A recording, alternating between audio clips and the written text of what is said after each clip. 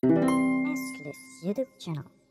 Halo teman-teman Aslita semuanya, kembali lagi di konten aktif bersama aku, hostnya Richard.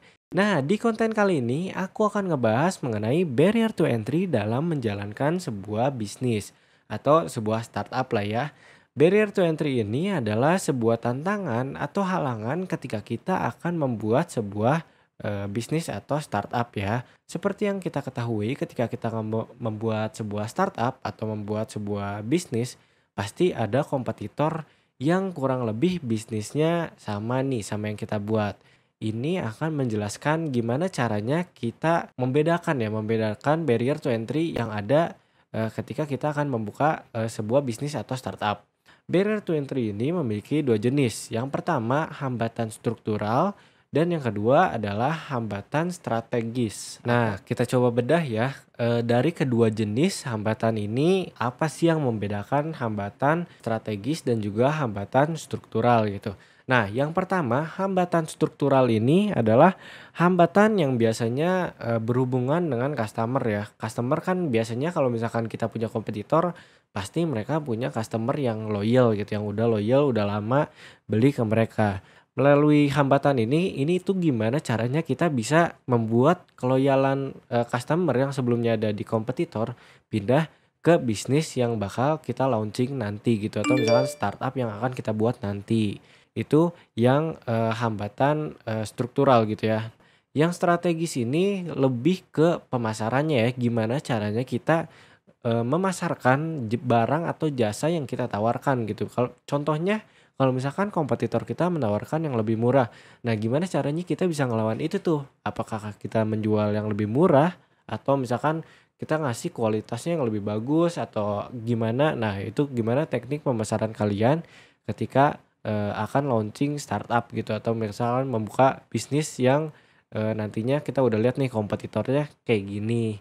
Nah, itu 2 jenis, barrier to entry yang ada gitu. Barrier to entry ini sendiri memiliki 3 macam. Yang pertama barrier to entry yang rendah, yang kedua yang menengah, dan ketiga yang high atau yang paling atasnya yang paling susah gitu ya. Nah, ini tuh, 3 macam ini tuh cuman membedakan bagian mana aja, sektor mana aja yang memungkinkan bagian yang barrier to entry-nya rendah sama sampai yang ke high gitu. Kita coba bedah juga ya.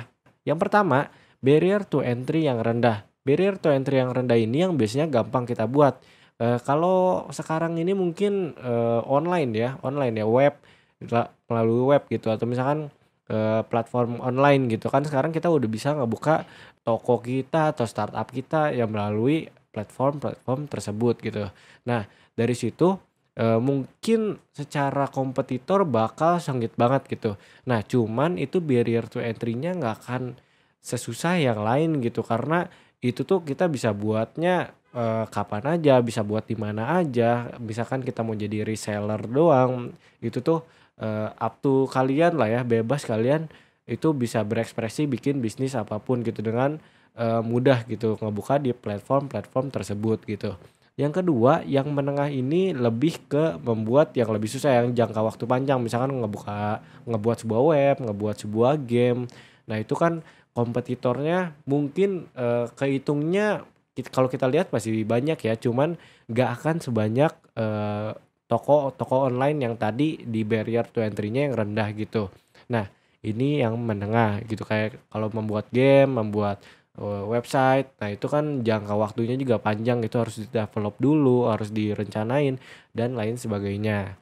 Nah, yang terakhir yang barrier to entry-nya paling susah ini udah berhubungan sama, misalkan pemerintah gitu, udah harus, minta izin kayak misalkan, ngebuka, jasa transportasi kan itu harus ada, aturan standarnya lah ya, standar gitu untuk membuka sebuah transportasi yang aman gitu. Nah, kalau di yang, atas ini yang menurutku aja sih, menurutku kayak sukses gitu kan, kalau misalkan kita lihat transportasi kan, misalkan, taksi offline gitu kan itu awalnya mahal ya. Nah, sekarang udah ada taksi online yang membuka jasa yang lebih memudahkan kita gitu. Nah, itu kan, bisa dibilang, cukup berhasil ya untuk, melalui barrier to entry mereka ketika ngebuka startup. Walaupun mungkin awalnya sama-sama susah untuk, mencari loyalitas yang tadinya ke yang offline gitu, yang langsung ke taksi-taksi langsung, sekarang ke online gitu. Karena kan itu butuh kepercayaan ya. Pertama mungkin pasti aman nggak ya, atau mungkin, ya bahaya nggak ya kalau misalkan taksi-taksi yang kayak gitu misalkan nantinya nyulik atau gimana. Nah cuman akhirnya kan sekarang kita lihat gitu, sekarang berhasil. Nah, oke, segitu aja untuk konten, barrier to entry kali ini. Nah, buat kalian kalau misalkan pengen, konten-konten yang berhubungan kayak bisnis atau misalkan ya kayak gini gitu, ya informasi lah ya, kalian bisa ketik aja ya di kolom komentar. Nanti pasti aku bakal baca, nah nanti dibikinin juga videonya. Oke, segitu aja untuk video kali ini. Jangan lupa klik like, subscribe, dan juga tadi ya komen gitu. Jangan lupa subscribe juga di konten satu lagi di Axelis Lentera Indonesia. Kalau yang ini kan Axelis Media. Oke, segitu aja. Sampai ketemu di konten selanjutnya. Dadah.